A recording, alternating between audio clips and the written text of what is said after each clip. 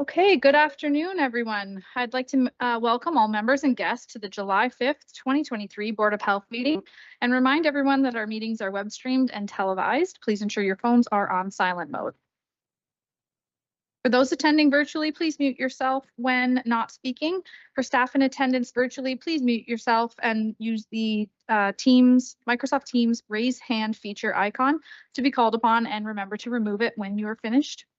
When you are called upon to speak, please turn on your camera and unmute yourself. And with that, I'll call the July 5th, 2023 Board of Health meeting to order.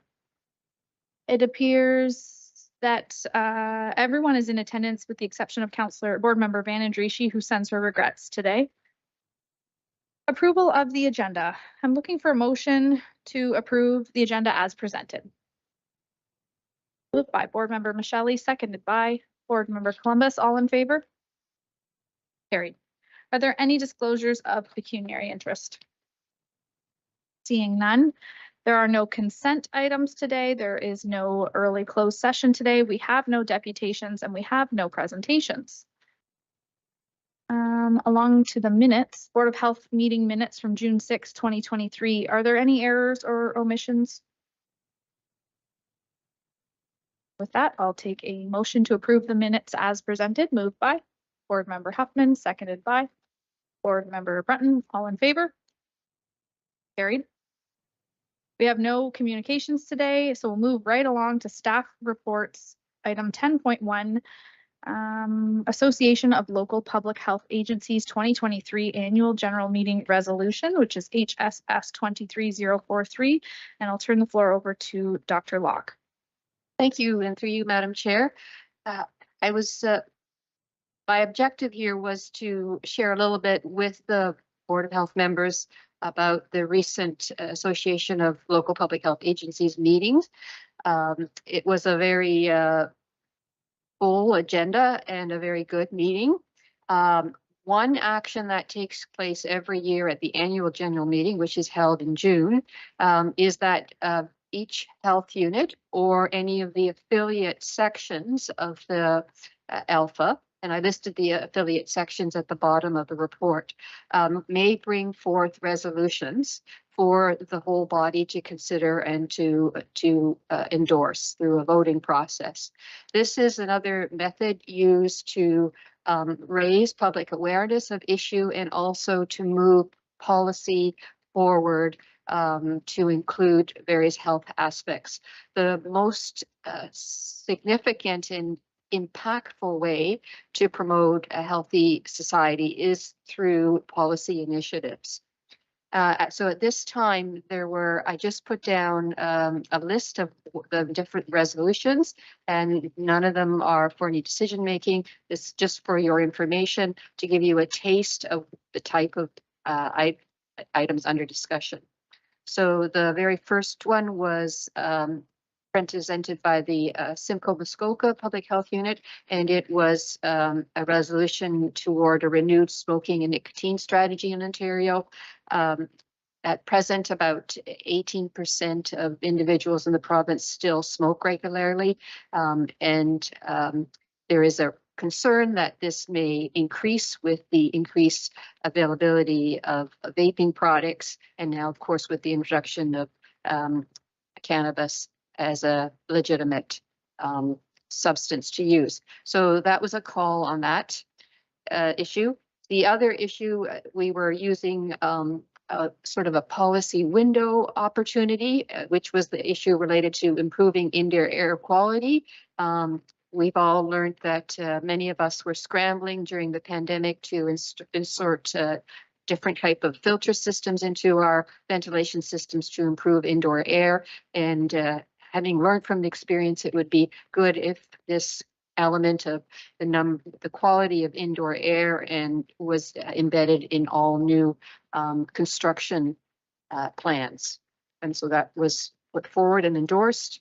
The next one is ending underhousing and homelessness in Ontario. This was put forward by the Board of Health sections of Board of Health section of Alpha, and it was a call for the Alpha members to support the Association of Municipalities of Ontario's call to action on housing and homelessness. So this was endorsed, as well as additional considerations were added beyond that of those included in the call to action. And it was directed various actions to move this step forward. And then the one on monitoring food affordability in Ontario and the inadequacy of social assistance, that was brought forward by one of the affiliate sections. It was brought forth by the Ontario Dietitians in Public Health. The cost of food, as we all know, has increased greatly. Ontario Works in general provides only minimal support to those individuals in need. And so this is a call to enhance monitoring food affordability. And then last one was a resolution to encourage the moving forward of a universal school food program. Fortunately, many of us have children that are sent to school with good breakfasts, but there are many who have challenges of doing this. And on an equity basis, it's simply easier to make this a universal program within schools. And that's the end of my report. Thank you very much. Are there any questions of the board? Board Member Huffman? Thank you, Chair Martin. Dr. Locke, if you could just give a little bit more information on the universal program for the equitable purposes of feeding our children. If you could give me a little bit more on that. School-based program? Yes, please. Yeah. So there's been a lot of work on this provincially, and our counterparts in other provinces have been working on it as well. Essentially, in Ontario, we've been working with the boards of education to ensure that there is a school nutrition program which provides children with some form of nutrition during the school day, and that this be a universal requirement, and that it be consistently funded. And that it also have so that cultural issues, particularly with respect to the Indigenous people, are addressed through that program. Do you believe that there's a timeline in place that this might be starting? Discussions are ongoing in Ontario, and I do think, from my recollection of the last time I was informed, was that so there's the Code COMO, which is the Council of Directors of Education, and the Council of Medical Officers of Health. They meet regularly. They have come to an agreement on this, so I think it's now working further for advocacy efforts on this part. My last question is, would there be anything that this Board of Health could do in terms of advocating for this program?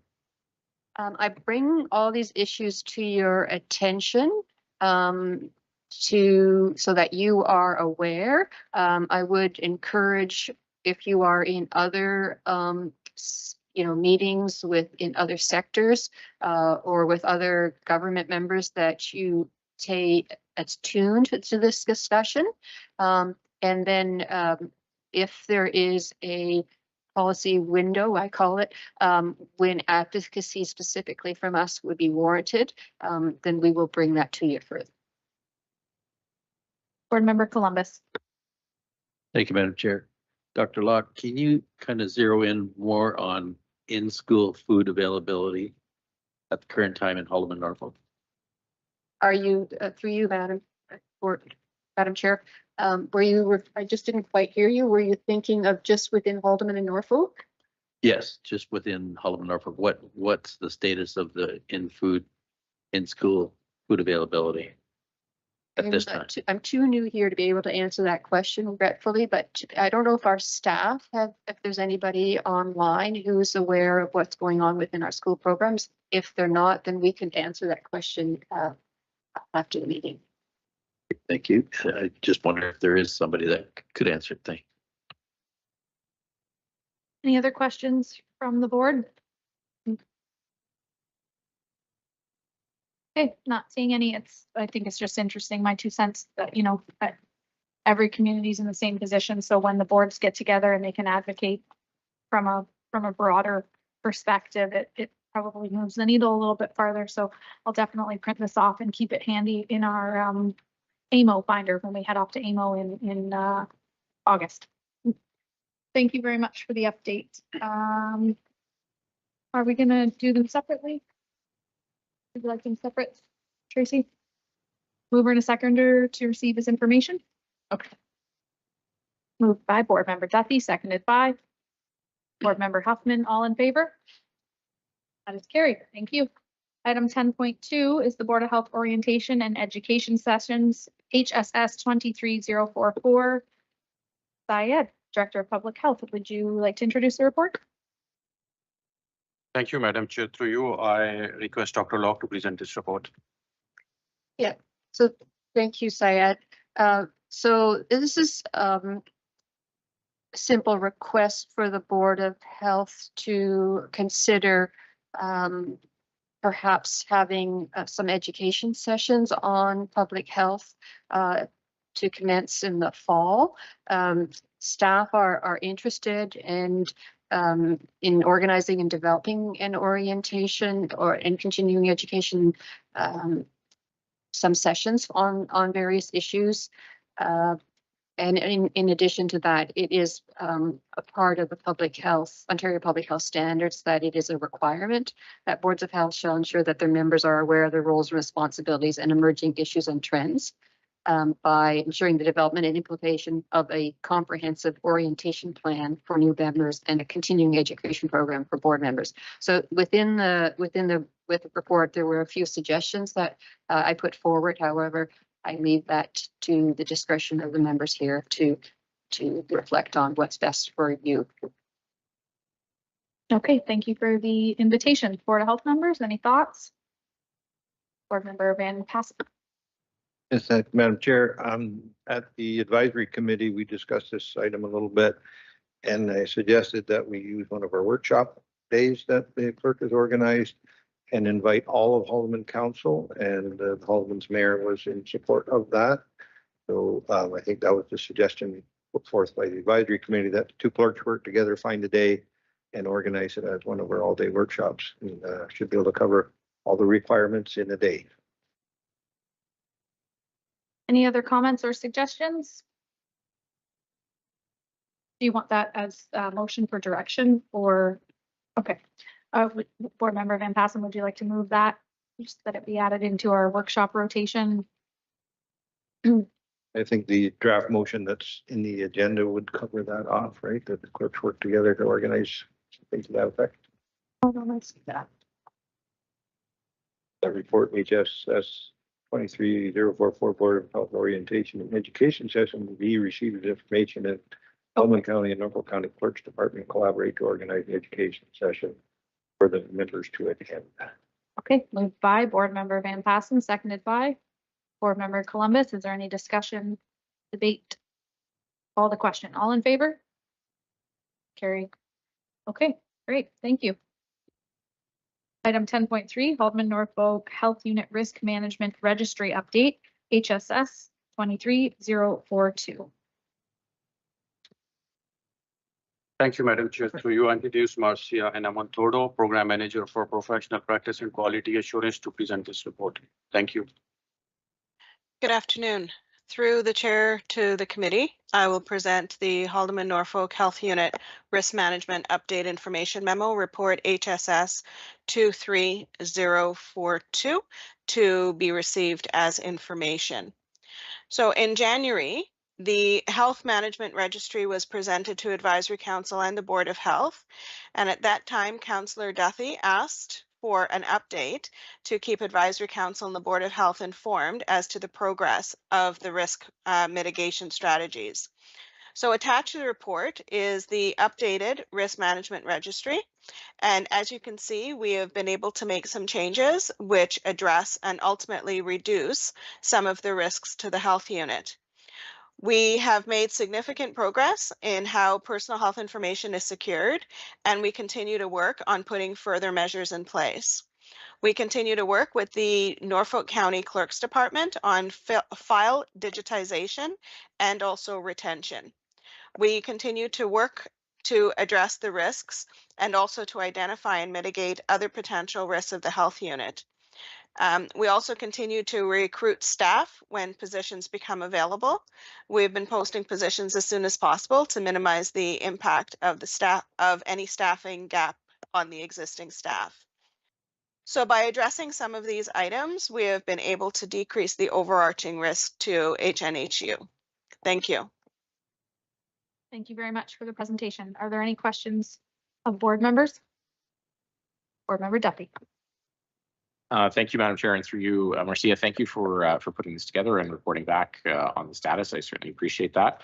And I guess my question is just how often will we be kept apprised on this? Is it done sort of, will we find out annually now that there's sort of the timeline attached to it, or what does that look like? Through you, Madam Chair, certainly we can do this on an annual basis if that is what the board is requesting. Go ahead. Just to add to that, so that would be on your direction, but as a health unit, we'll be monitoring it on a quarterly basis. So in the attachment, you are going to see, like we just presented Q2. So internally, we'll be doing on a quarterly basis. Thank you, and thank you, Syed, as well for that additional information. I think, obviously, you know, it is risk management, and I think we have an obligation to be aware of what's going on. So I would like to see this reported back at least on an annual basis as to the status and what we've managed to complete and be accountable for. You want to provide that as direction today, receive the report as information and add that on? Yes, happy. Okay. You have the gist of that, Tracy? Receive it as information and then have annual reporting to the Board of Health. Moved by Board Member Duffy, seconded by Board Member Barry. Discussion, debate, all the question, all in favor? That is carried. Item 10.4, Seasonal Housing Update 2023 HSS 23035. Thank you. Through you, Madam Chair, I introduce Alexis Atkinson to present this report. Thank you. Good afternoon, everybody. Through the chair to the members of the Board of Health, today I will be presenting the HSS 23-035 Seasonal Housing Update 2023 to be received as information. Due to the legislated requirement that housing utilized by international agricultural workers must be inspected by public health inspectors, the Haldeman Norfolk Health Unit has one of the largest numbers of seasonal housing units in the province to inspect. In 2022, the Haldeman Norfolk Health Unit approved housing for 5,914 international agricultural workers and conducted 666 regular inspections and 41 follow-up inspections. The estimated cost for an inspection in 2023 is $212.25 for a regular inspection and $154.90 for a re-inspection. The current seasonal housing inspection fee is intended as a partial cost recovery for the Haldeman Norfolk counties to recuperate direct and indirect costs associated with this program. Of note, the cost analysis in 2021 for this program was $210.57 for a regular inspection and $155.48 for a re-inspection. Due to efficiencies with the program, we have been able to keep the cost low despite inflation and increased salary benefits and mileage costs. The county currently charges $114 per 911 address, regardless of the number of housing units to be inspected, which increases the financial burden of conducting these inspections on the tax levy. In 2022, the cost of the program was $147,710, and the actual recovery was $48,709.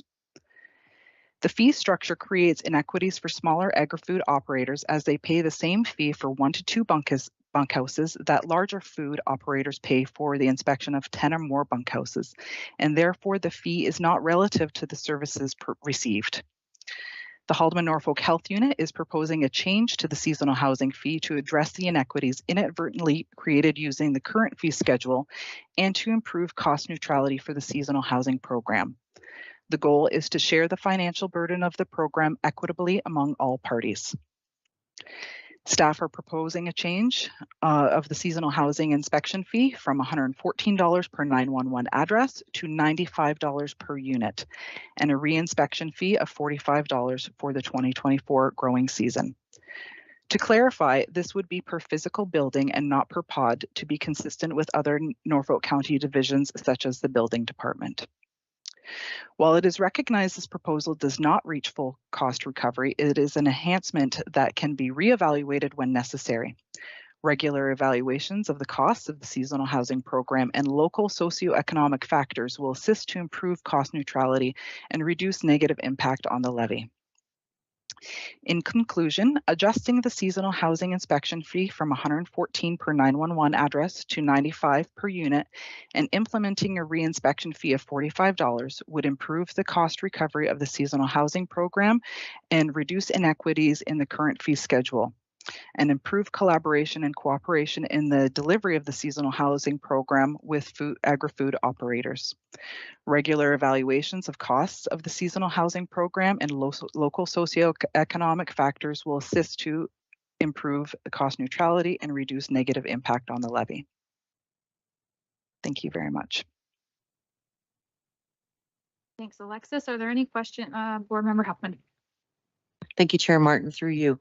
I guess my question is, we have a cost that would provide total cost recovery? Is there a figure in mind that would equal that? Yes, Michael added that to this report, and a total cost recovery for initial inspection would be $212.25 per unit, with a reinspection fee of $154.90 per unit. Thank you. I do remember seeing that. I just couldn't remember off the top of my head what the difference was. So thank you for that. Board Member Brunton? Thank you, Mayor Martin. I have a couple of questions. One is, and I had the privilege of looking at my neighbor's bunkhouse facility. It's quite interesting. The conditions were great, I thought. But anyways, what would constitute a re-inspection? Is it an annual, irregardless if he passes the inspection in 23, you have to re-inspect in 24, I assume, irregardless? Yeah, so the agri-food operators need to have an inspection of bunkhouses at a minimum of every 8 months as they apply for their LMIA. A re-inspection would be, for example, there have been instances where they would need to go out and do another water sample, or perhaps there was conditions in the bunkhouse that needed to be addressed to so that the conditions were proper for the international agri-food workers to live there. So that is when there would be a re-inspection, is when they would need to come back to approve the unit. Now, are they given a time frame to, like, I assume the building health inspector would say, I'll be back in 2 weeks, or you call me, or how does that, and it can't be occupied during that period? So it can go either way. They can be occupying it or not if they're doing one at the end of the season. So technically they could be occupying it. However, yes, there is a timeline in which the inspectors go back out to the bunkhouses to do an inspection. And usually it's in short order as they need these inspections done for their LMIAs. So we're pretty good at being, good with the farmers in terms of a timeline. So if they need to call up and say that they need an inspection, we're usually there within 1 to 2 weeks. It's usually sooner than that, actually. Okay, my last question is, and this is bunkhouse inspections, but are all these offshore workers, are they inspected at the source, I call it the source of, or the origin where they're from, health-wise before they're brought into the country, or how, or are they tested when they get here? How does that work? You mean for the international agricultural workers themselves? Yes. We don't actually inspect the workers. We inspect the spaces for their living conditions. So we approve the number of workers on a maximum per bunkhouse. So we approved spaces for 5,914 workers last year. They change between counties sometimes.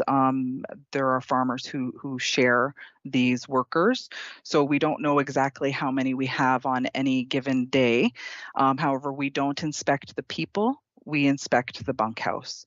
But there are requirements for people using the program in terms of minimal vaccine requirements, minimal health requirements, but that is from Service Canada and it is not our program. But would that be carried out before they come here, or like? Yes. Okay. Yeah, so they there would be workers who apply to the program, and then Service Canada would approve them to work in any designated agri-food operation that applied for them. Sometimes they request the same workers every year and can do that, but that is not our program. Thank you. Did you want to provide comment, Syed? Thank you, through you, Madam Chair. Just to clarify that, so medical examination is one of the requirements for these international agriculture workers to come to Canada, and that is regulated by the federal government. So they are doing that medical examination at their home country before they come here. Thank you. Okay, thank you. Board Member Columbus. Thank you, Chair Martin. And my question, Alexis, is with respect to today's modern bunkhouses. Sometimes there's as many as 6, 8 units all under one roof. So would that be constitute a $114 fee for all the units under one roof, or does each unit in there that has a separate wall pay 114? Yes, so that is per one physical building unit. So the pods in them would still be under one umbrella. So it would be one fee per building unit is what we're proposing. Okay, thank you. Any other questions from board members? Okay, I have a couple for you. So what would you estimate the annual increase on those fees ends up being year over year previously? So sorry, could you repeat the question? When we do the user fee a budget, like what is the typical percentage that we see those fees increase annually each year versus the increase that we're going to be adding today? As per finance, generally you would increase those fees 20%. I believe right now the cost difference would be from 48,000 to 65,000. So it would be an additional revenue of $16,406. You'd have to give me a couple seconds to do the calculations as to what that percentage is. But I do believe it is around 20%. Okay. I guess what I'm getting at is I feel like the fees have been increased pretty nominally year over year, and I can see staff advocating to get closer to full cost recovery or creep towards that. But we also have had a lot of discussions around the Board of Health table around when is the right time to apply that additional burden to the agricultural community, and what are our neighbors doing so that we're not providing a disadvantage to our agricultural community compared to just a stone's throw away in other communities. So I'm kind of interested in a little bit of those details. A couple years ago at budget, we did discuss potentially getting to this type of fee schedule for bunkhouses, and I don't know that we ever really did a comprehensive comparison to how our other communities charge for the inspections and what they're at from a cost recovery perspective.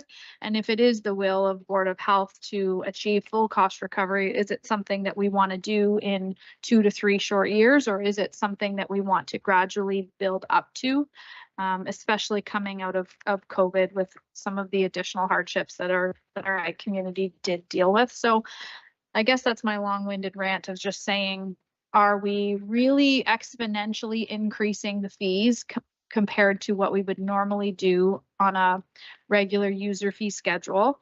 And then a question to my colleagues is it, if it is your desire to get to full cost recovery, is it something you think we should rip the Band-Aid off of?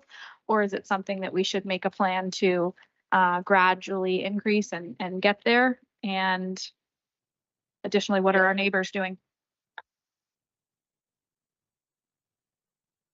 Sorry, go ahead, Alexis. I actually do have some of that information, as we did some investigations before we decided to go down this road. The closest neighboring health unit that is similar to us in size in terms of international agricultural workers that come to that area is the Chatham-Kent area. They charge $100 per unit, not per 911 address. Brant is similar in terms of, they were the closest in terms of proximity, obviously, and they were also $100. So it is not something that is out of the ordinary in terms of a fee. I decided that it was a good idea to decrease the actual fee to be cognizant of the hardships that our agricultural community have had over the last couple of years. That is why I thought it would be a great idea to not choose full cost recovery right away, but to have a gradual system to be cognizant of the situation that they are in. And that's why I presented it in this fashion. Very Norfolk County of you. Thank you for that consideration. I appreciate it. I do have a couple board members with questions, but if I could bounce back over to Syed and then build on a comment. I mean. Thank you, Madam Chair. So going back to your previous question about normal user fee schedule. So in previous years, that was based on inflation rate. So whatever was the inflation rate, we were increasing that fees as per inflation. And for your next question, I'm going to defer it to Heidi to respond. Thank you.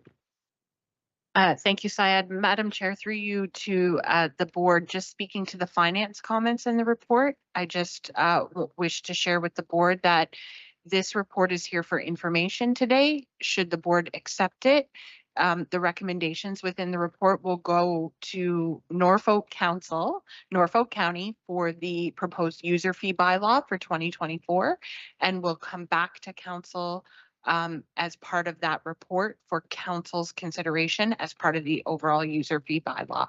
Thank you. And we would have public consultation at that time at budget.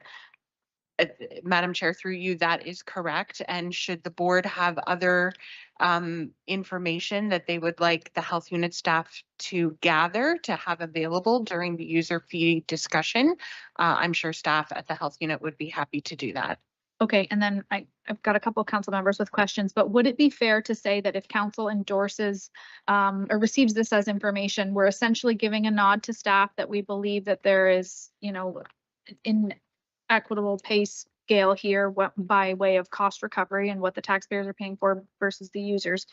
Are we giving our nod to staff that we believe it should creep up towards full cost recovery?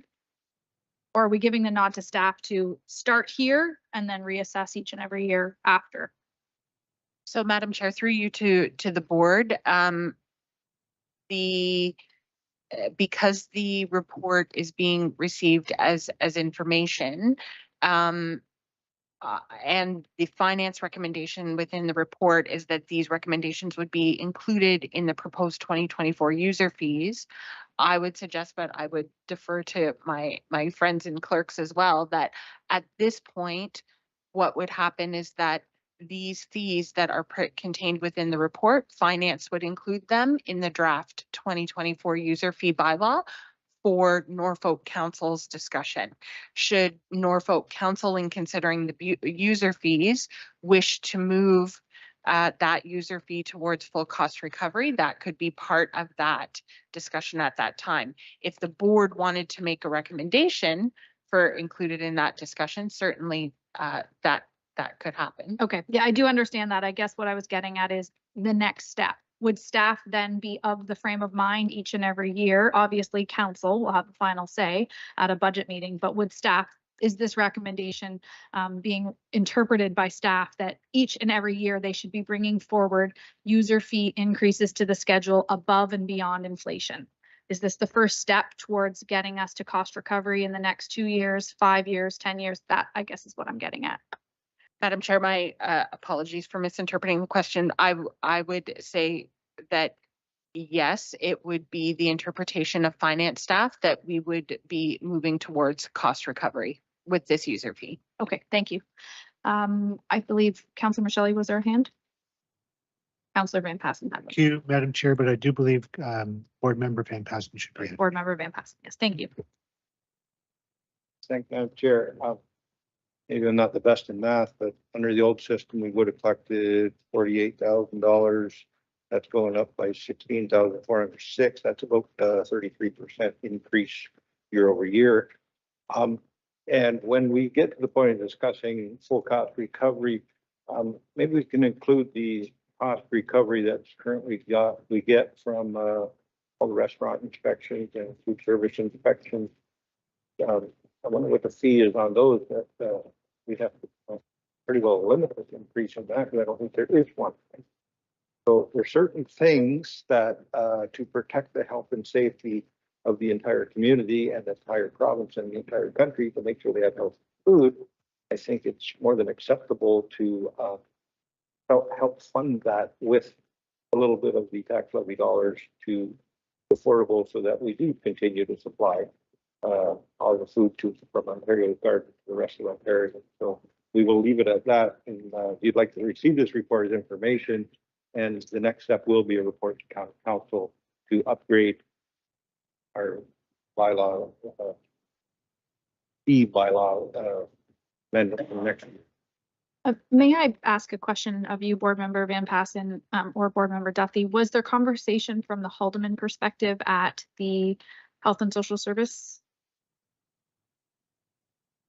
meeting? I could say there has been conversations in the past because of the 6,000 workers who come in the bunkhouse and that get inspected. I think there's 2 in Haldeman and the rest are in Norfolk. And Haldeman Council accepts that as part of the greater good for the community, even though we're sharing those $60/40. Mm-hmm. They recognize that there are certain programs that everybody gets treated the same. But at the Health and Social Services Advisory Committee, there was no comments on the we's and the they's. They accepted the report as information. Okay. Are there any other hands that I missed? Any other comments? Board Member Duck. Excuse me. Thank you, Madam Chair. And through you, I just wonder, well, I appreciate that Norfolk County hasn't formed our Ag Advisory Committee at this point, if this item could be added to one of the early agendas once that is formed. A great point. I don't know that they will be formed. I hope that they'll be formed. They will be? Okay, great. Okay, great point. Go ahead, Board Member Michelle. Thank you, Madam Chair.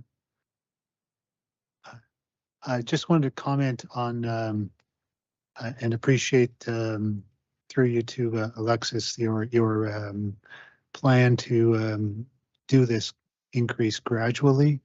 I would say that obviously inflation has been an issue for everybody, but it has been particularly difficult on our farming community. The supply chain issues that they have dealt with, and then those resulting increased costs. I think a gradual approach to these to eventually getting to full cost recovery, I think is a very valid position to take. So thank you. Thank you for your comments. Okay, I'm not seeing any other hands. So is there a mover and seconder to receive it as information and also ensure that it gets added to an Ag Advisory agenda. Moved by Board Member Duthie, seconded by Board Member Michelle. And I'll call the question. All in favor? That's carried. Thank you very much, staff. That's a great report. Thank you. We have no bylaws today. We have no motions. Does any board member have a notice of motion? Seeing none, does any board member have any other business? Seeing no hands, we will not be entering into closed session today. So with that, I'm looking for a confirming bylaw, a motion to approve bylaw 2023-07BH, being a bylaw to confirm the proceedings of the Board of Health for Haldeman Norfolk Health Unit at this regular Board of Health meeting held on the 5th day of July 2023 and signed by the chair and clerk and affixed with the corporate seal. Moved by Board Member Columbus, seconded by Board Member Huffman. All in favor? Carried. And a motion to adjourn at 2:41 p.m. moved by Board Member Huffman, seconded by Board Member Breton. All in favor? That is carried. Let's break for the next 20 minutes. We'll come back for public hearings at 3 p.m. sharp.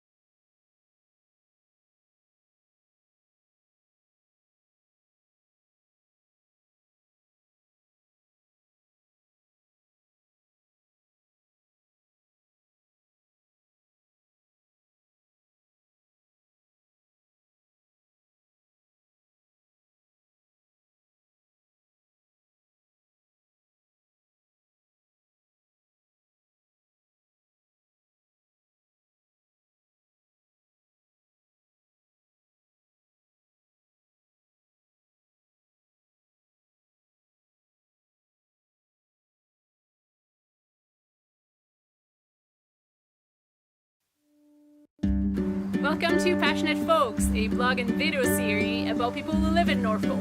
People that get involved in our community, people that are passionate about living here. We sit down, have a conversation, and learn about their stories.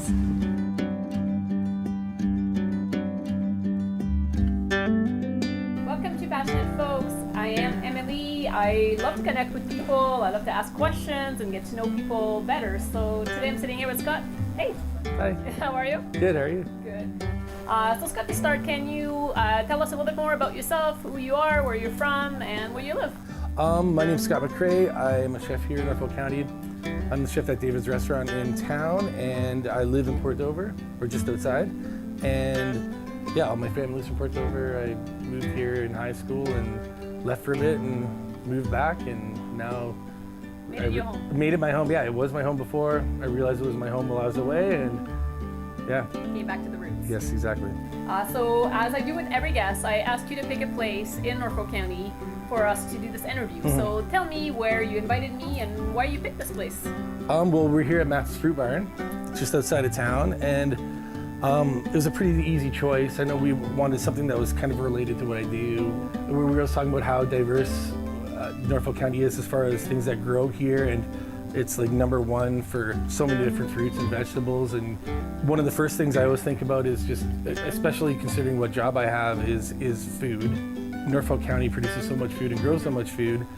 This property here that Christine and Jess and the family have,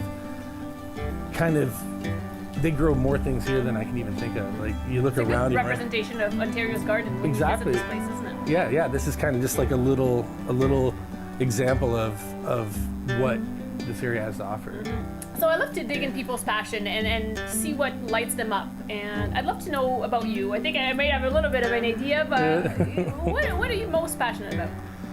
That's a tough one. I think definitely I'm passionate about food and what I do. That's something that since I was young, I've always associated memories. Like a lot of people with songs or with like smells or things, it'll just trigger a memory. And a lot of my early childhood memories have to do with food. There'll be a weird little thing that I remember, like, oh, that was my first like black olive I ever had, or that was like, there's a lot of memories that kind of are associated with that. Big connections to Big ones, yeah. Like stories. the mulberry tree in my grandparents' backyard, and we just stand for hours underneath just like eating mulberries. And So I know you work long hours. It's a busy season for you in the restaurant. When you have some downtime, where do you like to go in Norfolk? Where do you like to have a good time? Well, I'm lucky that all my family lives here. I moved away for a while. I moved to the city. I was in Yukon for a bit. Just being back and being able to see family is I don't get to see them enough still, but it's definitely a big reason why I came back and something I like to do. Friends too, just hanging out on local patios or at their house or watching Leafs games well, I've always been kind of, from my grandma when I was a kid, I got really into like birds. Yeah, so I mean, there's binoculars in the truck right now with the bird book. Go to Long Point or where? Well, of course, like that's Long Point. Well, around here, like I live out of town. You can drive out and see the tundra swans at Long Point when they come through. It's really a mecca for that. If you're into that, I'm a bit of a weird, obsessive record collector, and I've got a lot of records. Do you like to see live music around? Is there of course. decent bands that are around that you like to? Oh, tons. Yeah. It's great. I mean, like a lot of my friends are musicians, and there's not a ton of downtime, but when there is, it's like sometimes just things that are just nice and relaxing. It always helps when you have like a local brewery. And there's a lot to pick from. So. Yeah, there's a lot of great ones. It's really exploded, especially since I moved back from Toronto about 10 years ago, and even in that time, it's the wine scene, the beer scene, the ciders, like all that has just exploded, and it's all really good. Like, so do you think, like, just back to the winery and the brewery, like, after high school and when you wanted to leave and get to the city and get out of here and coming back and finding it like right here? Well, even when I originally moved back, I was intended on going back to the city, and I came back and just realized that this is where I wanted to be. This is where my heart is. This is where I really belong, and I have friends there, but the friends that I have here are friends I've had since I was like in high school, right? So there's something there where there's You live in a pretty cool place. Yeah, it's great. I thank you so much for your time. I love connecting with you and learning about your passions, so I appreciate it. Well, thank you very much. Thanks.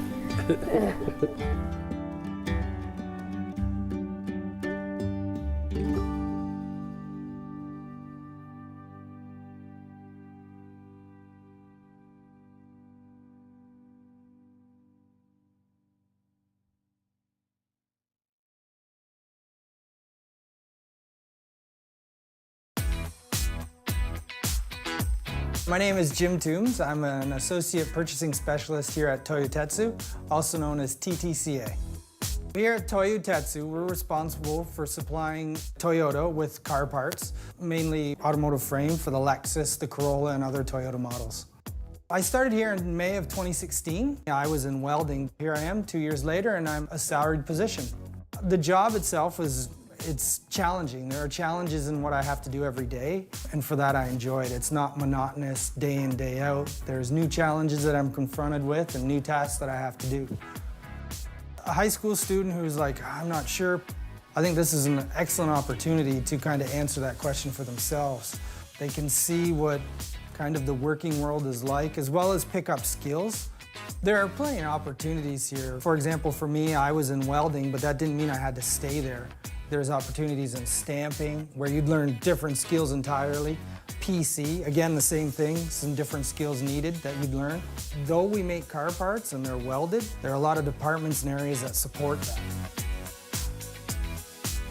My name's Aaron Pace. I'm a yard manager here at Townsend Lumber. We are a sawmill that produces lumber.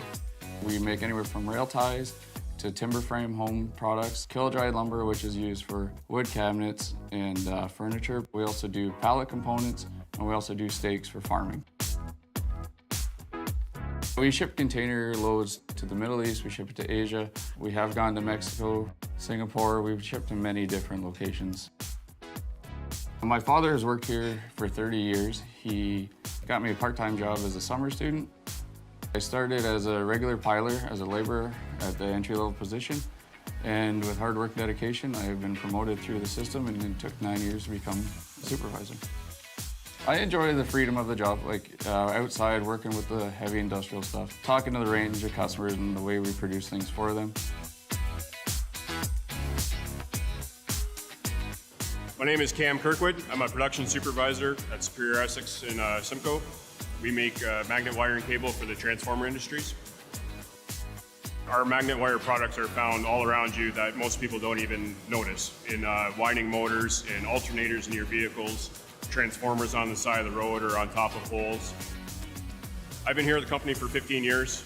I started on the floor as a machine operator for 7 years, and then I did a stint in engineering for about a year, and then I moved on to production supervisor for the last 7.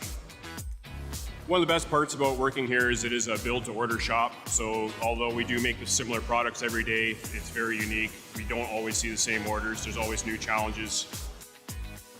One of the best parts about being in manufacturing for me is the shift work. So it provides an opportunity for you to adjust to do your own life on your days off, or you can pursue other interests. A lot of people have second businesses or hobbies that they really enjoy. There is lots of opportunity to advance. There's educational assistance programs. You can continue to learn new skills and advance to a new area if you were so desire. There's a great opportunity moving up the manufacturing sector. Try it, because you're going to learn a lot about the working world as well as yourself.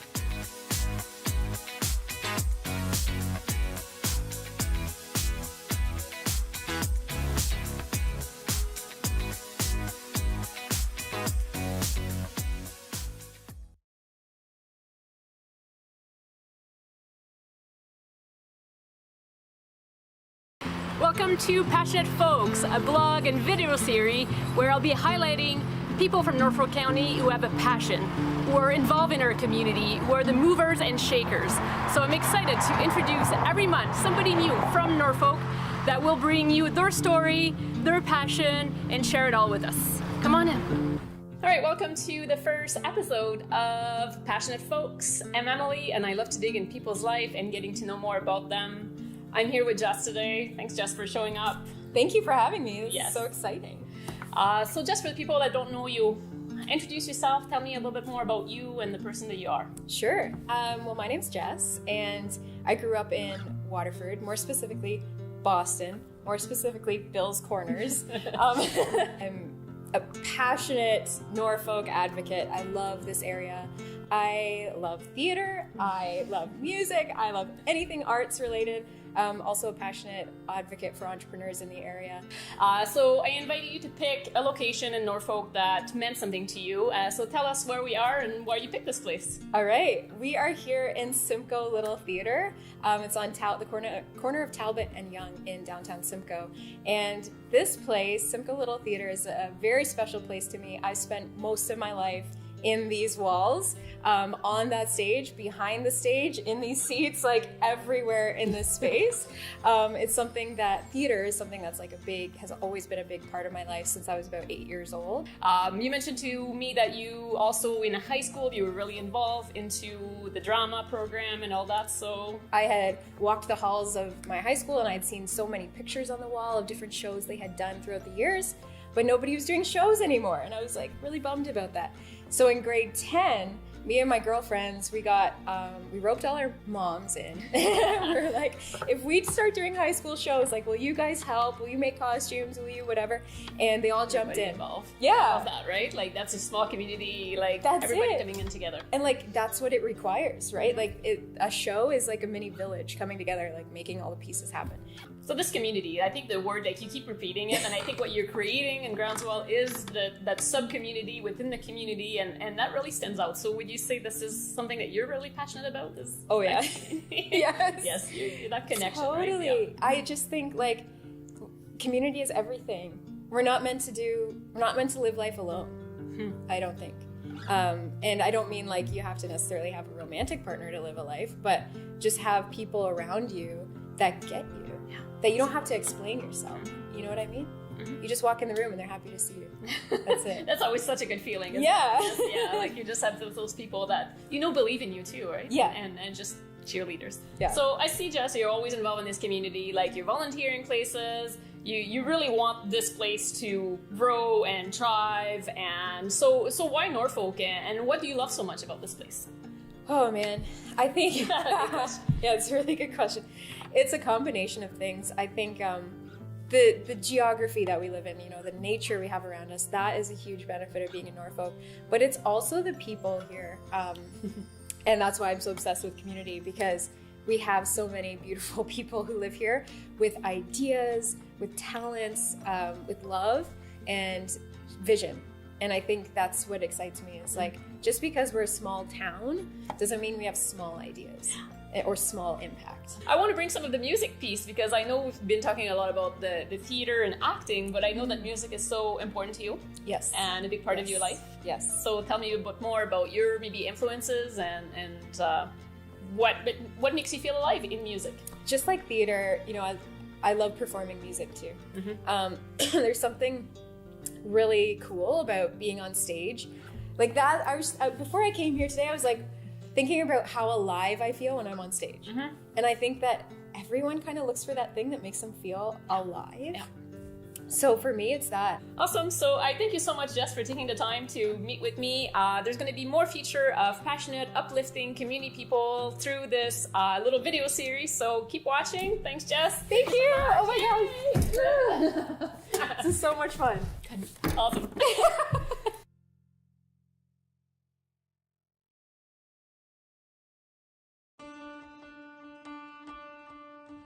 Welcome to Passionate Folks, a blog and video series about the people that live in Norfolk, people that are passionate, people that are involved in our community, people that bring a lot of positivity. This is about story and conversation. Join us for the second guest. Welcome to episode 2 of Passionate Folks. I'm Emily. I love to ask questions, learn about people, get some connections. I'm here with Carrie today. Thank you for having me. I've been chatting with you and I got to know you a little bit more, but for folks that don't know you, maybe introduce yourself. My name is Carrie Bokenholt. I live here in Waterford. I've lived here for over 15 years. I'm married. I got 2 kids, and I just love the community. From our conversation today, there's a lot of the community word showed up quite a few times. So I'm a believer of, when I moved into Waterford, I thought, wow, it's, you know what, if we get involved, then you learn so much more and you meet so many different people.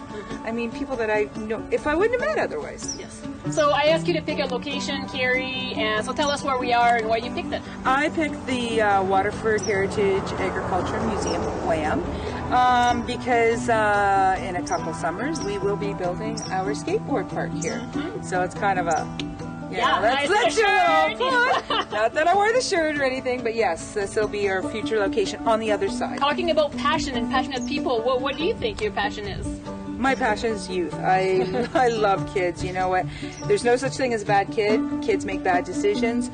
And as the old saying, it takes a village to raise a child. And I truly believe that, we give kids, that opportunity and show them that we support them and that, that we're there for them and they'll make the right decisions. I made a stop at her business. She has a business downtown Waterford, and I was seeing that your family works there, your friends, your best friend is... My best friend is with me. Both best friends, yes. So this tight-knit community feel is really important. When I was given my dream and somebody said to me, here, I'll help you, create your dream. And I thought, okay, karma. So this is somebody saying to me, it's my opportunity to use this to give back. If I have a restaurant, nobody should be hungry. I want kids to feel like they can come in and say, I need something or I need a drink or, whatever. I've been doing this for 30 years and the kids that I trained 30 years ago still come back to find me. And they come back and they tell me what they've been doing. And I guess the biggest thing is people don't realize sometimes the simplest thing can change a kid's life. It is a ripple effect, don't you think? It is, you know what? And I mean, so I get to see their, I feel old when I start seeing them coming with their kids. And I start seeing, that they've, you know, that they've gone through and they're going to university or they're doing this or they've done this or done that. And that makes me feel like, you know what, I had a piece of that. You know, just by being involved in their life, maybe I made a little bit of a difference. So you're an entrepreneur, you're super involved in the community, you're a mom, you have a lot on the go. So if I ask you, what do you do to de-stress and let go? I like to go to the gym. I like to, you know, boot camp, yoga. I try to take, you know, a few hours a week for me. Yes. And it's just about me. And I honestly think anybody who's really busy, I think needs to learn. It took me 48 years to figure it out. But never too late. Never too late. As I said, I can go to the gym and I can be having the world's hardest day, and I always say I leave it on the mat. Love. So when I walk out of there, I feel like a completely, totally different person. Leave it on the mat. So other than that, when you're in Norfolk, like what else do you love to do? What's your favorite spot or place that you like to visit or something you love to do? Love to go on the trails. I love going fishing on the ponds.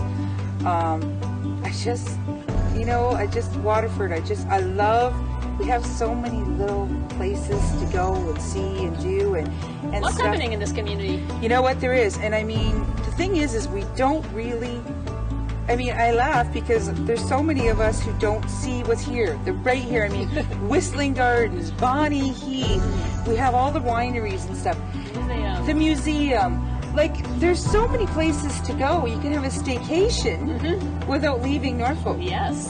So thank you so much, Carrie, for joining me today and being part of this blog and video series. I invite you to check it on. Every month there will be somebody new, a new story, a new connection. Thank you so much. Thank you.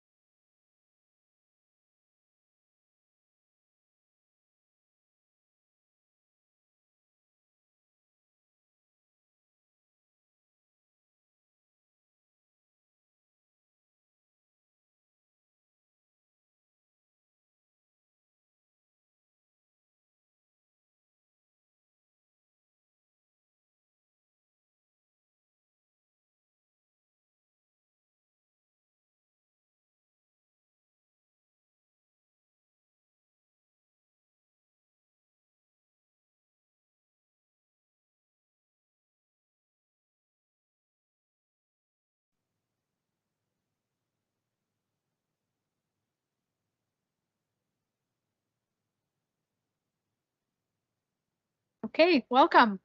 I'd like to welcome all members and guests to the July 5th, 2023 Public Hearing Committee meeting. I'd like to remind everyone that our meetings are web streamed and televised and ask you to please ensure your phones are on silent. For those attending virtually, please mute yourself when not speaking. When called upon to speak, please turn on your camera and unmute yourself. And for staff in attendance, please use the Microsoft Teams hand raise hand feature icon to be called upon and remove it after you're finished speaking. And with that, I now call the July 5th, 2023 Public Hearing Committee meeting to order. Are there any declarations of pecuniary interest today? Seeing none, can I have a mover and a seconder to adopt the agenda as printed? Moved by Councillor Van Passen, seconded by Councillor Breton. All in favor? That's carried. And now officially open our public hearing meeting held under the Municipal Act, the Planning Act, and county policies. Please be advised that to preserve your right to appeal to the Ontario Land Tribunal, you're required to make a comment or provide written submission prior to the passage of a bylaw. These meetings are to allow the public to provide initial comments on presented planning matters. And with that, we will jump into our one and only agenda item, which is 4.1 CD 23040 106 Brown Street, Port Dover, official plan and zoning bylaw amendment. And Mr. Sloan. Good afternoon. For our one item today, Fabian is online and he's going to provide the presentation. Over to you, Fabian. Thank you, through you, Madam Chair. So the subject lands at 106 Brown Street is located in the urban area. Oh, sorry, we're going to get the presentation loaded up there. Thank you. So the subject lands is located at 106 Brown Street in Port Dover. It's located within the urban area of Port Dover and is currently designated and zoned hazard land in the official plan and zoning bylaw. The property is surrounded primarily by residential homes and is also adjacent to the south is Lake Erie. The purpose of the application, or actually application history, I should give that first. So the initial application has been amended. The original application was for to change the designation and the zoning from hazard lands to urban residential and urban residential type 1, R1B in the zoning bylaw.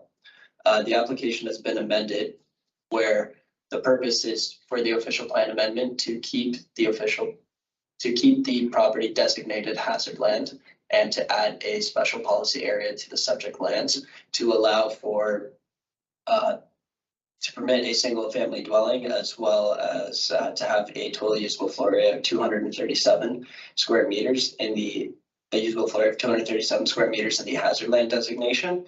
And the purpose of the zoning bylaw amendment is to amend the bylaw to add a special provision to permit a single family dwelling with a total usable floor area of 237 square meters in the hazard land zone. So in this case, the property would remain hazard land for both the official plan designation and the zoning bylaw, while having a special policy area for the official plan and a special provision being applied to the property for the zoning bylaw. So currently, the increase in the total usable floor area from the existing dwelling is 68 square meters, which only includes the main floor.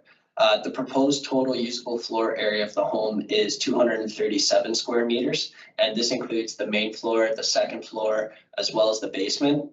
And this results in a total increase for the total usable floor area of 168.78 meters.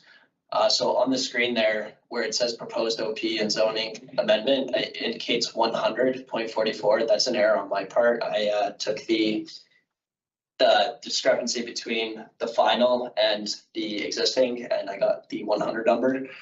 It should read 237 square meters in the hazard land designation there for both the OP and the zoning amendment. For this project, there have been no public comments that have been received, but we have received technical comments from our review agencies, and the primary agency of concern would be the Conservation Authority. So there you can see the technical reports that have been submitted. So they've submitted a plan justification report, an erosion and sediment control plan, a grading and surfacing plan, a coastal engineering analysis, slope stability assessment, a site survey, a concept plan, and architectural drawings. I will note that for this application, we have not received a Conservation Authority permit as a part of a complete application. So just to be clear, no LPRCA permit has been granted at this point in time. So regarding the LPRCA comments, they've indicated that as the proposal currently stands, they essentially can't support it because there's an increase in habitable space that is greater than 50 square meters, and that the proposed structure would need to be set back 18 meters from the top of slope, which is not possible due to the current parcel. And so therefore the LPRCA cannot support an addition of this size. With that being said, there is a possible there's still an opportunity for the applicant to essentially amend the application or amend the drawings and the application again to reconfigure the size of the dwelling for both the main floor, second floor, to potentially meet the LPRCA requirements for habitable space as it's defined by the Conservation Authority. So as I said, so there's been no public input received at this time for this project.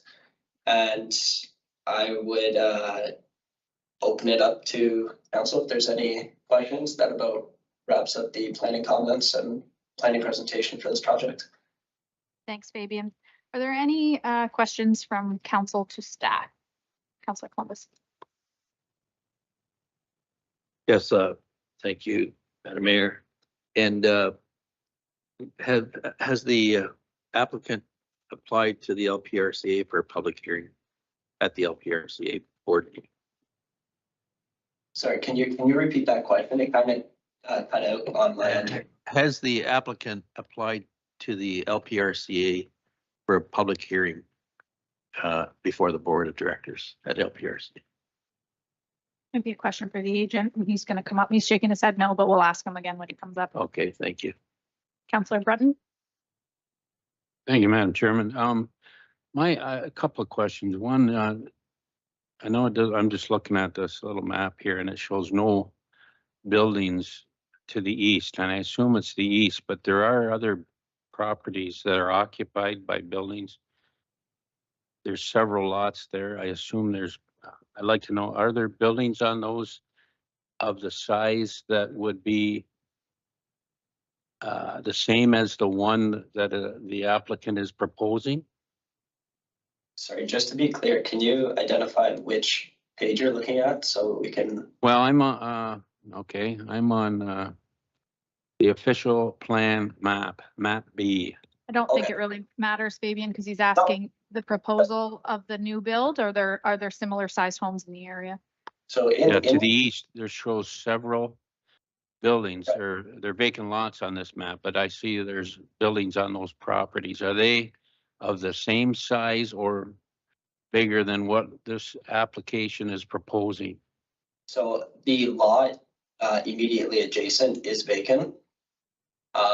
In terms of, I truthfully haven't done a comparative of what the adjacent homes are in terms of size per se, because we've been we're supposed to look at each respective application and the parameters that are set in terms of how large of a scale of a home could be constructed, or there's different factors to take into consideration because this is it's a relatively more narrow lot as opposed to say 102 102 Brown Street, where it's much wider. Well, let me read, if you go down, if I look at, I guess it's lot 17, and that shows a building on that property. That's one over, I guess the second one over from the proposed application. And it looks like a lot bigger building than what is being proposed.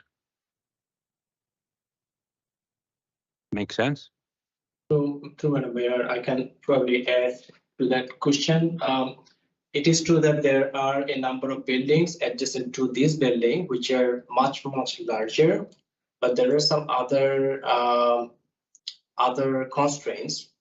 As Fabian already mentioned, that there is a setback requirements from the top of the slope, so it might differ from lot to lot. Some of the lot might have the top of the stable slope is further away compared to this lot, for which reason they might get the permit for larger building, but it is true that there are other buildings in that area which is larger. Okay, my second question would be this. You show the hazard, it's all hazard land, this particular lot, and I'm trying to get it here. It's lot 15, and it shows it all as hazard land. Is that, I'd like to know the elevation at the lakeside and the elevation at the road at the very top, and what the difference would be there in terms of, and that, I'm looking at it, you say the slope doesn't meet the requirements, or it was commented that they don't meet the requirements. And I'd like to know the elevate. is this mapping done recently? Is it done by LiDAR, or how is the elevations determined here? How old are they? Do you know? To Madam Mayor, to the councillor, the stable slope that is determined by the report is recent. I believe I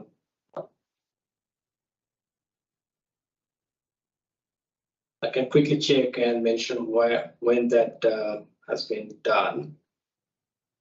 Well, yeah, I'm sorry. Maybe all I'm trying to determine is there's got to be an elevation at the road at the front of this lot, and one at the bottom. I guess that shows where the lake is, and I'm or at the bottom of the lot, and I'm trying to determine how much of this is really, and how old is it? Is it all hazard land? Has anybody ever checked that recently? So the Is study it an old map or? To Madam Mayor, the study provided is from 2022. We are not talking about only the level difference. We are also talking about the stable slope. So NPSA identify through the MNR technical guidelines where the stable slope will be. There is a slope, and that might be stable or not, that identified through the technical guidelines. And the NPSA comment came from that point of view. Mr. Sloan, you want to jump in here? Yes, thanks through the chair, if it's helpful. So there's many reasons for being hazard land. So as Mohammed was explaining a bit, flooding may not be the primary reason. The flooding limit is at the lower part of the lot. The primary reasons appear to be for stable slope and also erosion. So the erosion hazard limit actually goes to the other side of Brown Street. The entirety of many of these properties are past the erosion hazard limit, and the stable slope limit is halfway through these lots.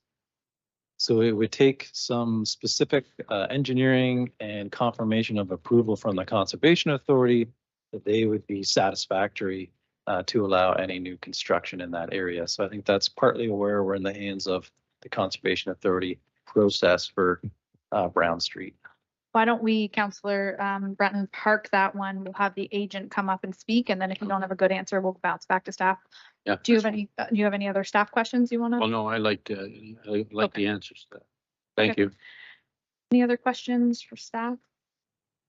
I have one to Fabian. So if the applicant determined that they were going to adjust the floor plan, if they were going to move it up 18 meters, could we not, obviously not today because it's a public hearing meeting, but at the council meeting when the report comes forward, could council not approve this contingent on getting LPRCA's permit? And then if they simply just are adjusting their floor plan up 18, what was it, 18 meter setback, I think was what you said. It's the same house, it's the same side setbacks. It would impact, can't be 18 meters, that's too much. But whatever the number was you said, if they were to move the home up more, or I guess it doesn't even matter. If they were to please LPRCA and receive permit, it's no skin off our back if we just approve it here today and leave it to the applicant and the homeowner to do what they need to get their LPRCA permit, right? That's correct, Madam Mayor. Okay, all right, great. Brandon? Yeah, thanks. If I can just jump in. So just so it's clear though, council is unable to do conditional zoning. So you wouldn't be able to approve a zoning with a condition. But if it was worked out of what an appropriate size of building is, that could be within the zoning bylaw that council could consider as the floor space size could be in there. Ideally, this would be figured out so that council can make a decision. So that's where the importance of working through the Conservation Authority process. Got it, understood. Okay, any other questions for our staff at this point in time? We will bounce back to them for Councillor Breton. Councillor Duthie? Thank you, Madam Mayor, and through you, and pardon my ignorance, I think this is directed maybe to Brandon, but what is the timeline of our LPRCA approval process? And I guess how would that then compare to this coming back to council for decision? Through the chair, I guess we'll find out from the applicant where they are in that process. And I think we just received these LPRCA comments as well. So staff can work with them on the timing of it. And we're going to have to work on the timing of when this file would meet its legislative timelines. So that's something that we have to consider, whether or not it's premature at this stage, or do we have enough information that we could make an informed recommendation. Sorry, and to provide clarity, it was the minimum rear yard of 18 meters that you said, correct, Fabian? No, it's the, sorry, through you, Madam Mayor, it's the stable slope allowance. They're technically the rear yard setback is near the lake. So Yep. they would meet their rear yard requirement if there was Right. one. If it's Minimum hazard rear land. yard. 18. Yeah. Got it. Okay. All right. With that, let's pause on our questions to staff and welcome the agent and applicant up to the podium. Do you have any information you want staff to put online? Mr. Rowe?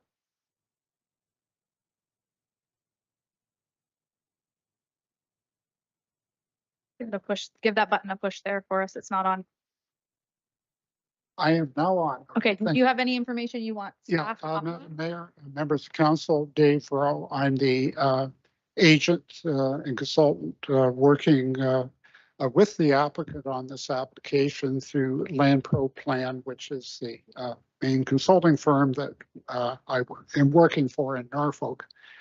What I have handed out are some photographs of other houses that are located along Brown Street. So you get a sense of the age of the houses. Sorry, Mr. Rowe, can I stop you for a second? Have you presented this to staff? Can they be up? You don't have, staff doesn't have this? No, actually, it was part of our planning justification report. So staff have that. It was submitted with the application. Okay, so at this point in time, we have nothing to put up on the screens, but we'll get a copy of it made. Yeah. Okay. All Yeah, right, I thought it was better instead of getting you to try to find it. It was easier just to Okay. hand out. I apologize for the interruption. Go ahead. Anyway, what you will see is that most of the houses in that area are relatively new, i.e. the last 30 years or newer. And in most cases, those houses received some type of planning approval because that area was designated as hazard land because of steep slope going back to the 1970s and onward. I'm personally, as the manager of planning at Hallam and Norfolk, certainly the townhouses that are to the east, I was in charge of the planning department when we approved those, and then likely several of the other ones along that stretch of Brown Street. What we're looking to do is to we have an existing home cottage, and we're looking at replacing that dwelling with a new structure on a similar footprint. Albeit the new structure would likely have a garage, not unlike what I did on Kiwanis Street down the shoreline in Port Dover. But we're talking similar footprint and with a increase in livable floor area. The Conservation Authority has come out with their policy of saying 50 square meters, roughly 500 square feet, is what they're now saying as the maximum increase in usable floor area. Now, experience teaches me that their interpretation of usable floor area does vary from what the building department does. But ultimately, they, as part of the permit system, we would at some point have to submit building plans. They would look at the building plans, determine the floor area, but also its setbacks from the top of the bank, because that in essence is their main area of concern. The way the land stands today, because it's designated hazard land and it's zoned hazard land, basically nothing can be done with that in terms of redevelopment of the property without a permit from Long Point. Now, my client has submitted some plans to Long Point. Long Point has gotten back and said, well, they're larger livable floor area than what we normally permit. And our position will be, we will go back to Long Point, work with them to come up with a set of building plans that they can feel comfortable with and issue a permit. Because ultimately, when it comes to dealing with building on hazard land, and especially for all hazard land, the Conservation Authority is the ultimate approval. Because regardless of what council does, unless you have a permit from Long Point, you can't get a building permit. We had the original submission, we were looking at rezoning it to R1-B. The approach that Norfolk has taken in the past, certainly one that I have taken, is that when you have a land zoned hazard land, you simply do a special provision which then permits a development on that that has been approved by the authority, and that the scope of uses are that which council approves, that being in this case would be for a new dwelling only, and not the whole list of other uses that are permitted within the R1B zone, for example. What we would be asking is council to approve the official plan amendment, approve the zoning amendment that will be brought forward at a later date. But I would suggest that because we need a permit from the Conservation Authority, one way would be to, on that parcel, apply a special holding provision that says that the holding will not be removed, i.e. you can't get a building permit until the Conservation Authority has issued a permit. That way it gives council, I guess the assurance is that before any new development takes place, that the Long Point permit has already been issued. At this point, because of the pandemic and how things slowed down and building costs have gone up, he's not looking to build immediately. Wants a chance, I guess, frankly, to save a bit of extra money before we carry on. But at least we would have the application to the point of having the official plan approval, saying that yes, in fact, you can build subject to approval of the authority, as well as having the zoning in place, again, with the use of a holding provision, would be subject to the permit. If you look at the other zone provisions, the one that comes to mind, obviously, the setback from the front yard setback would again follow exactly what is there today. It wouldn't meet the normal setbacks of the R1B zone. However, it would be in essence grandfathered in. So what we're looking for is the approval of council for the OP, which permits the development on hazard land. And then secondly, a site-specific zoning amendment subject to a holding provision that would permit the, once they have the Long Point authority, the ability to build. I can give, I guess, a brief overview of hazard land policy, and because I talk to people, they're often, well, what do you mean by hazard land? Well, in essence, and your planning commissioner director has outlined, there's flood hazards, which would be riverine flood hazards. There is lakeshore and erosion hazards. There are steep slope hazards, which would be in this case building close to the top of the bank, but ensuring that the slope is stable enough to accommodate the development. Then there's other hazards, which can be soil conditions that are unsafe to build on unless you, again, build using certain engineering techniques. In our case in Norfolk, Long Point Region Conservation Authority is in essence where they have regulations, which is virtually along the entire shoreline, as well as along the river valleys and creek valleys.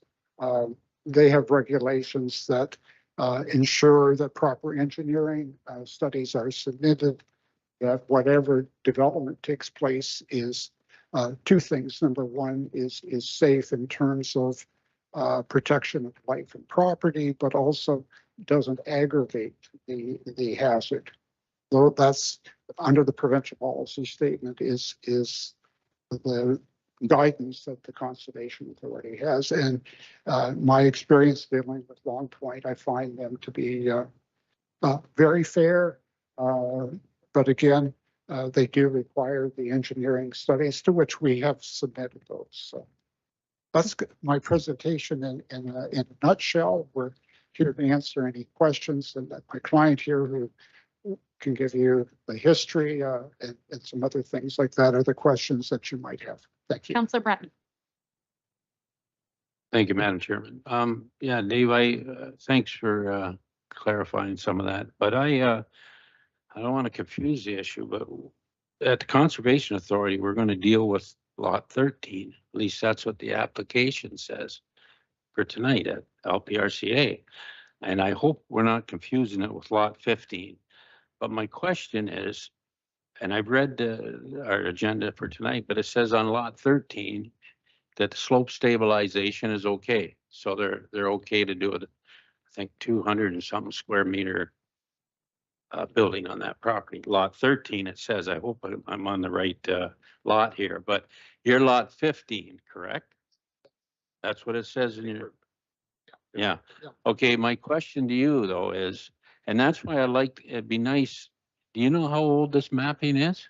Okay, original mapping goes back 40 some years. We did, as part of the process, we did more recent elevation mapping. So you've got, I would trust that if it's based on what our report says, then those are current elevations, and the topography mapping would be current on the work that we did. Yeah. And that's in this that I'm looking at here on your. I would hope that staff would have used our mapping. Okay, that's, I guess it'd be nice if we had a few elevations on it. I could tell, you know.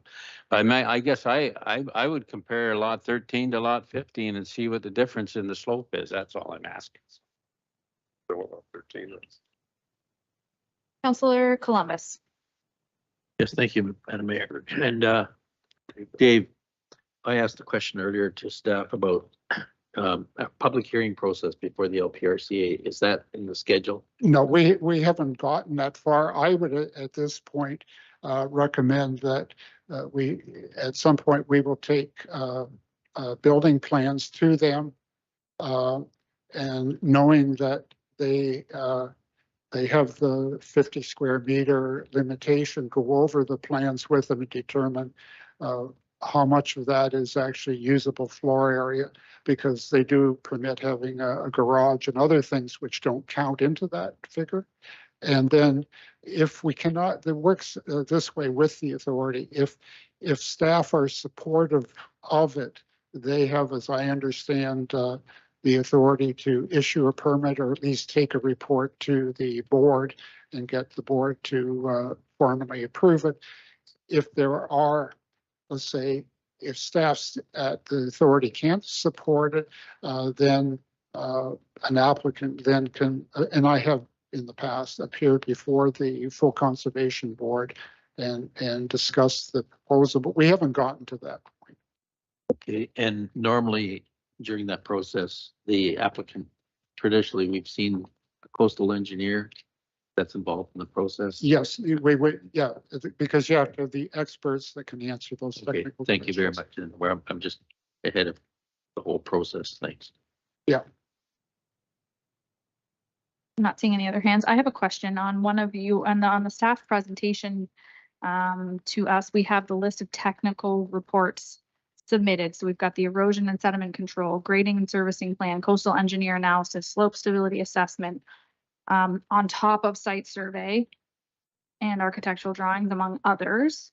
So what is it that you would hope that you would get before LPRCA to be able to bring it across the finish line? Yeah, what we need from Long Point will be a permit that says this set of building plans are approved by the authority. They stamp them, and then we can present those plans to the county building department for their review, and then hopefully they can stamp them approved, and we can get a building permit to construct.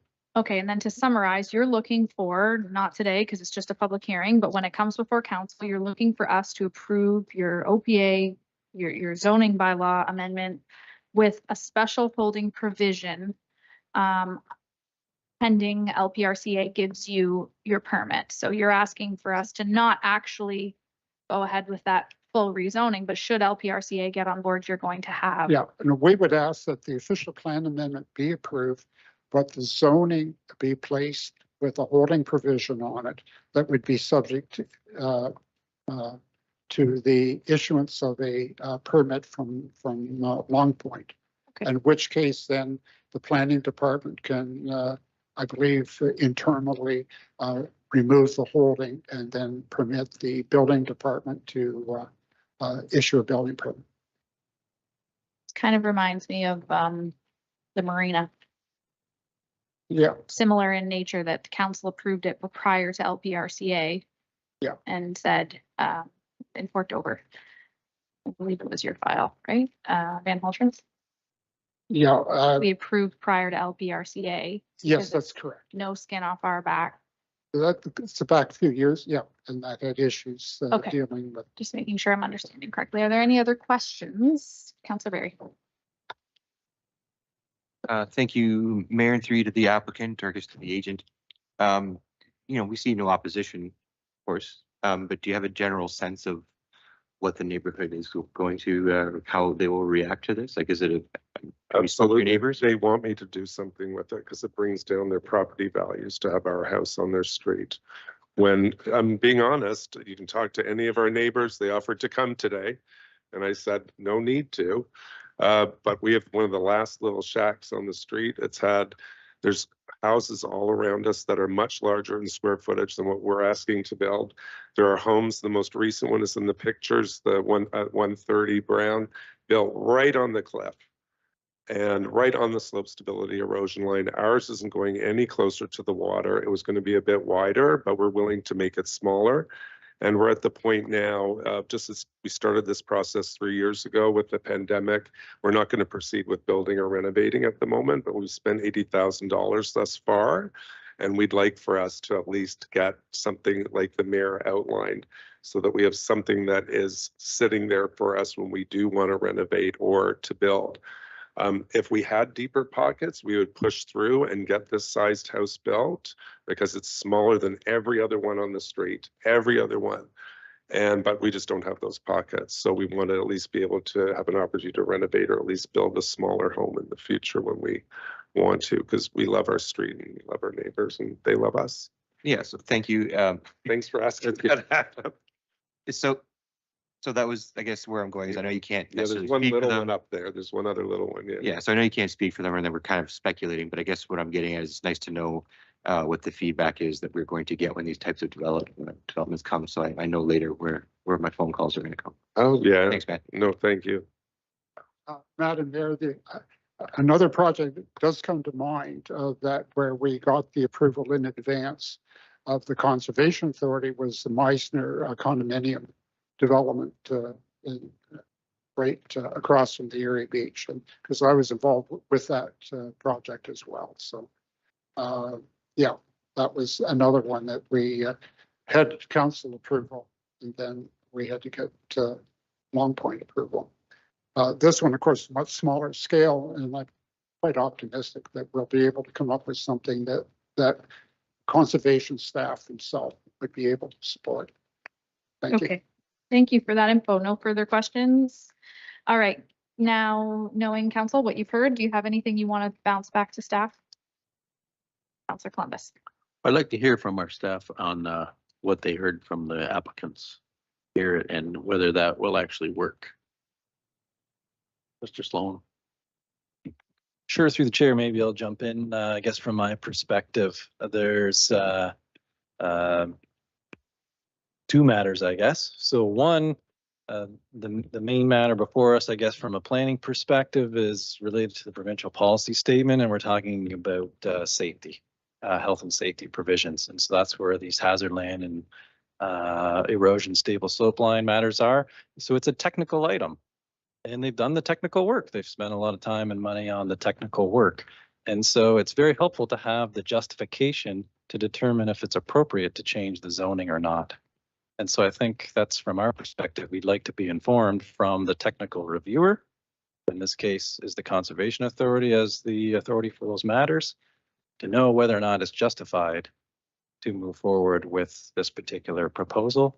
That what's proposed in terms of using the holding provision mechanism as a pseudo conditional zoning approval, I guess we can look at and consider it once we hear more from the Conservation Authority and where we're at with the technical review. It's not necessarily the most direct way to use it, but we can probably provide a recommendation to council with our report. Mr. Sloan. Okay, I'm not seeing any further hands. Is there anyone here in council chambers that wishes to speak to this report? Is there anyone on the line that wishes to speak to this report? See anyone registered to speak? So with that, we're just looking to receive this as information for today. Looking for a mover and seconder. Moved by Councillor Breton, seconded by Councillor Duffy. All those in favor? That is carried. And that was our only agenda item today. So Councillor Huffman, motion to adjourn, moved at 3:42 p.m., seconded by Councillor Breton. All in favor? That is carried. Thank you very much for coming today. That's it.